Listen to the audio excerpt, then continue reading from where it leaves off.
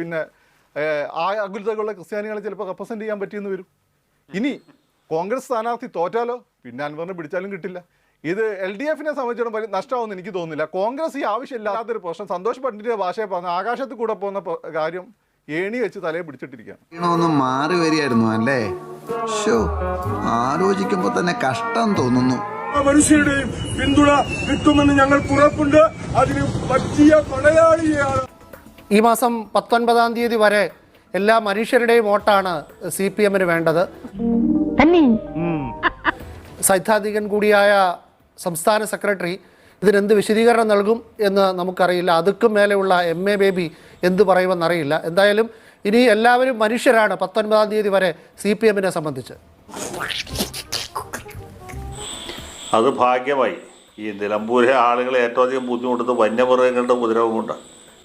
കാട്ടുകുരങ്ങിൻ്റെ, മുള്ളംപന്നിയുടെയും കടുവയുടെയും കാട്ടാനയുടെ ഒന്ന് വോട്ട് ചോദിക്കഴിഞ്ഞാൽ നമ്മുടെയൊക്കെ ഗുരുത്വം ദൈവാധീനം എന്ന് വിചാരിച്ചാൽ മതി. ഓ അത് ശരി.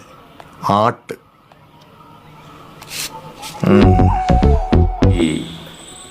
ഈ തെരഞ്ഞെടുപ്പിലെ ഏറ്റവും വലിയ അബദ്ധം അല്ലെങ്കിൽ ഏറ്റവും പരിഹാസ്യമായ മുഖം നമ്മുടെ രാഹുൽ മാങ്കൂട്ടത്തിൻ്റെയാണ്. അതുകൊണ്ട് നാട്ടുപുറത്തൊക്കെ ഈ ആളുകൾ തമ്മിൽ അല്ലെങ്കിൽ കുടുംബങ്ങൾ തമ്മിൽ അഭിപ്രായ വ്യത്യാസം ഉണ്ടാകുമ്പോൾ അതിന് ഒത്തിർപ്പാക്കാൻ നടക്കുന്ന ആളുകൾ ഊതാന്ത് എന്ന് വിളിക്കുന്നു പരിഹാസമായിട്ട്. ഏതാണ്ട് ഈ ഊതാന്തിൻ്റെ ഒരു പുനർ അവതാരമാണ് താനെന്നാണ് രാഹുൽ മാങ്കൂട്ടം ധരിച്ചത്. സ്മാർട്ടാണെന്നൊരു ധാരണ ധരിക്കുന്നുണ്ട്. അത് പൂർണ്ണമായിട്ട് ശരിയല്ല. ഇവിടെ KC വേണുഗോപാലും PK കുഞ്ഞാലിക്കുട്ടിയും വിചാരിച്ചിട്ട് ഒത്തിർപ്പാക്കാൻ പറ്റാത്ത വിഷയമാണ് അൻവറിൻ്റെ പ്രശ്നം. അത് ഇനി രാഖി രാമാനം അൻവറിൻ്റെ വീട് സന്ദർശിച്ച് കാര്യങ്ങൾ പറഞ്ഞ് സലാമത്താക്കി കളയാം എന്നാണ് പാവം മാങ്കൂട്ടത്തിന് വിചാരിച്ചത്. നീയൊക്കെ ഈ കിഴക്കമ്പാടത്ത് കുരിനെ ഒരു വഴിക്കാക്കും. അദ്ദേഹം ഊതാന്താണ്, അത് കുർട്ട് വാൾഡിയുമാണ്, അത് കോഫി അണ്ണനാണോ? ഇദ്ദേഹം വിചാരിച്ചാൽ ഈ പ്രശ്നം തീർക്കും. KSUവിലെ പ്രശ്നം തീർക്കാൻ പറ്റില്ല, യൂത്ത് കോൺഗ്രസിലെ പ്രശ്നം തീർക്കാൻ പറ്റില്ല. പിന്നെയാണ് PV അൻവറും UDF നേതൃത്വമായിട്ടുള്ള അല്ലെങ്കിൽ PV അൻവറും പ്രതിപക്ഷ നേതാവും തമ്മിലുള്ള പ്രശ്നം തീർപ്പാക്കുക. എന്തൊക്കെ അസംബന്ധമാണ്. ഇവന് കുറച്ച് ബുദ്ധി ഉണ്ടായിരുന്നെങ്കിൽ മന്ദബുദ്ധി എന്നെങ്കിലും വിളിക്കായിരുന്നു. അതും ഇല്ലാതായി. പറഞ്ഞിട്ട് പോയതാണോ എന്നറിയില്ല. രണ്ടായാലും പോയത് അദ്ദേഹമാണല്ലോ, അദ്ദേഹത്തിന് ഉത്തരവാദിത്വമില്ലേ? അതുകൊണ്ട് എന്ത് സംഭവിച്ചു?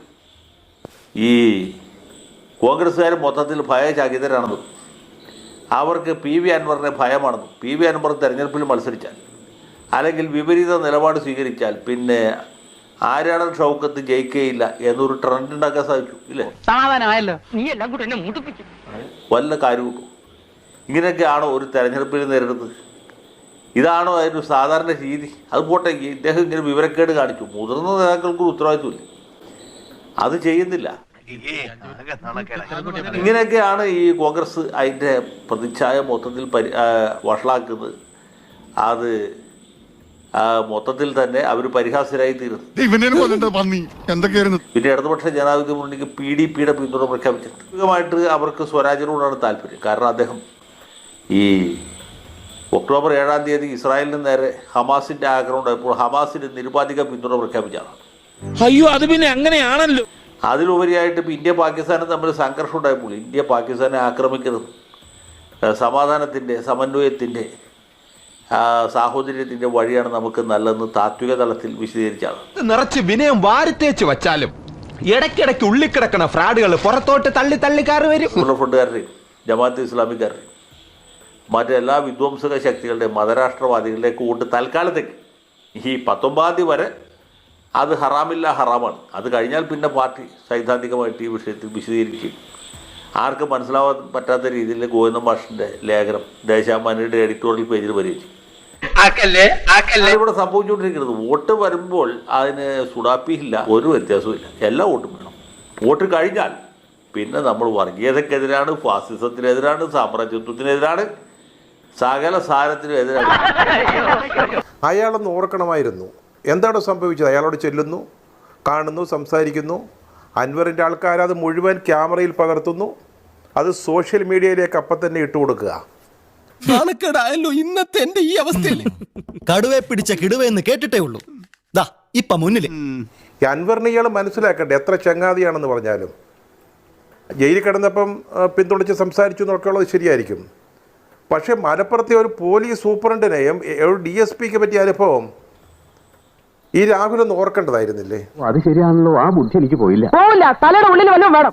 അയാളോട് നടത്തിയ ഒരു സ്വകാര്യ സംഭാഷണം റെക്കോർഡ് ചെയ്തിട്ട് എന്താ ചെയ്തതെന്നുള്ളത്. അപ്പം ഇത് ഈ ഏത് ഇരുളിൻ്റെ മറവിലോ രാത്രിയിൽ കൂരാപ്പിനാ പോയതെങ്കിലും അവിടെ ആളുണ്ടെന്നും അവന്മാരത് പിന്നെ ഫോണിലത് പിടിക്കുമെന്നും അത് സോഷ്യൽ മീഡിയയിലേക്ക് ഇട്ട് തട്ടിക്കളിക്കാൻ അവസരം ഉണ്ടാക്കുമെന്നൊന്നും മിനിമം ബുദ്ധി ചോദിച്ചോട്ടെ, നിന്റെ തലക്കകത്ത് എന്താടാ തേങ്ങാ പിണ്ണാക്കാം? മറ്റതൊക്കെ പോകട്ടെ, ഊതാണ്ടാണോ കുട്ടുവാളുടെ ഹീമാണോ കഫിയണ്ണനാണോ ആരും ആയിക്കോട്ടെ, ഞാനതിലേക്കൊന്നും ഈ മിനിമം ഒരു തോന്നൽ യൂത്ത് കോൺഗ്രസിൻ്റെ ഇവൻ ബുദ്ധിമാനാണോ അല്ല ബുദ്ധിരാക്ഷസനാണോ എന്നൊക്കെയുള്ള സംശയങ്ങൾ ഉണ്ടായിരുന്നേ. ആ കൺഫ്യൂഷൻ മാറി കിട്ടി. ഇതിൽ ഒറിജിനൽ രാഹുൽ ഏതാ ഡ്യൂപ്ലിക്കേറ്റ് രാഹുൽ ഏതാണെന്ന് നമുക്ക് സംശയം തോന്നും. അല്ല, നമ്മൾ ഈ സമയത്ത് പറയാൻ പാടില്ലാത്ത എന്നാലും നമ്മൾ പറയാണ്. കാരണം പകൽ നാം കണ്ട original Rahul Anwar is not our headache എന്ന് പ്രഖ്യാപിച്ച വീരനാണ്. രാത്രി പോയത് ഡ്യൂപ്ലിക്കേറ്റ് ആയിരിക്കും.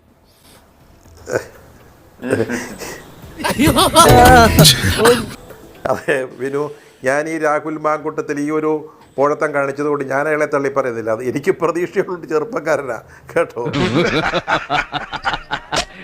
പക്ഷേ ഈ ഫക്രുദ്ദീൻ അലി അഹമ്മദ് പറഞ്ഞ് എനിക്ക് മനസ്സിലാകുന്നില്ല. അതായത് ഈ പ്രാന്തവൽക്കരിക്കപ്പെട്ട മുസ്ലിങ്ങളുടെയും മലയോരത്തെ ക്രൈസ്തവരുടെയും എൻ്റെ ഫക്രു ഈ അച്ചായന്മാരെ നിങ്ങൾക്കാർക്കും അറിയത്തില്ല. ഈ നസ്രാണികൾ അവരിപ്പം മലബാറിലാണേലും ഇനി ഇന്ത്യക്ക് പുറത്താണേലും കേരളത്തിലും അവരെ ഒന്നും നിങ്ങൾ ഈ ഉദ്ദേശിക്കുന്ന രീതിയിലൊന്നും ഇയാളുടെ നമ്പറിലൊന്നും നമ്മുടെ അൻവറിൻ്റെ നമ്പറിലൊന്നും നിങ്ങൾക്ക് കിട്ടത്തില്ല. നിങ്ങൾക്ക് മലബാറിലെ ബന്ധങ്ങളുണ്ട്, മലബാറിലെ നിങ്ങളുടെ കുടുംബം കോൺഗ്രസ് കുടുംബമായിരുന്നു, അതൊക്കെ ശരിയാ. പക്ഷേ അച്ചായന്മാരെ അവിടെ ചെന്നിട്ട് ഈ പന്നിയുടെയും ഒക്കെ കാര്യം പറഞ്ഞിട്ട് അങ്ങനെ പിടിച്ചെടുക്കാവുന്നു, അല്ലെങ്കിൽ ജോയിയുടെ പേര് പറഞ്ഞിട്ടോ പിടിക്കാം എന്നൊന്നും നിങ്ങൾ വിചാരിക്കരുത്. ഈ സണ്ണിക്കുട്ടി ചേട്ടൻ പറഞ്ഞതിൻ്റെ ഒന്ന് രണ്ട് മറുപടി പറയണം, അല്ലേ മോശമല്ലേ? ഒന്നാം സണ്ണിക്കുട്ടി ചേട്ടാ, നമ്മൾ ഈ അവസാന നിമിഷം ഈ ഇലക്ഷൻ പിന്നെ ഡിസ്കഷനായിട്ട് കണ്ടുമുട്ടിയത് ദൂരദർശനമല്ല.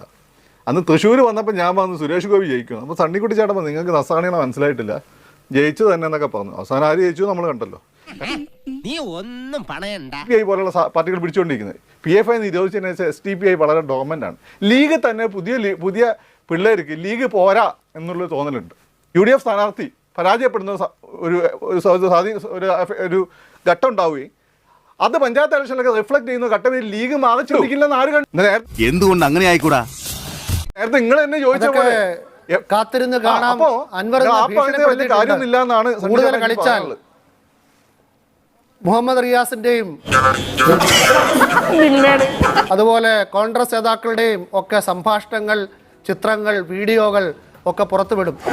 അതായത് ഇടതുപക്ഷത്തെയും വലതുപക്ഷത്തെയും UDFന്റെ ഭാഗത്തെയും നേതാക്കളുടെ സംഭാഷണങ്ങളും ചിത്രങ്ങളും ഒക്കെ TV വെച്ച് നാട്ടിൽ കാണിക്കുമെന്നാണ്. അപ്പോൾ അൻവർ കാണിക്കാൻ പോകുന്ന ചിത്രങ്ങൾക്കായി നമുക്ക് കാത്തിരിക്കാം. അത് 18 വയസ്സിന് മുകളിലുള്ളവർക്ക് മാത്രം കാണാവുന്നതാണോ എന്ന് മാത്രമേ അറിയാനുള്ളൂ.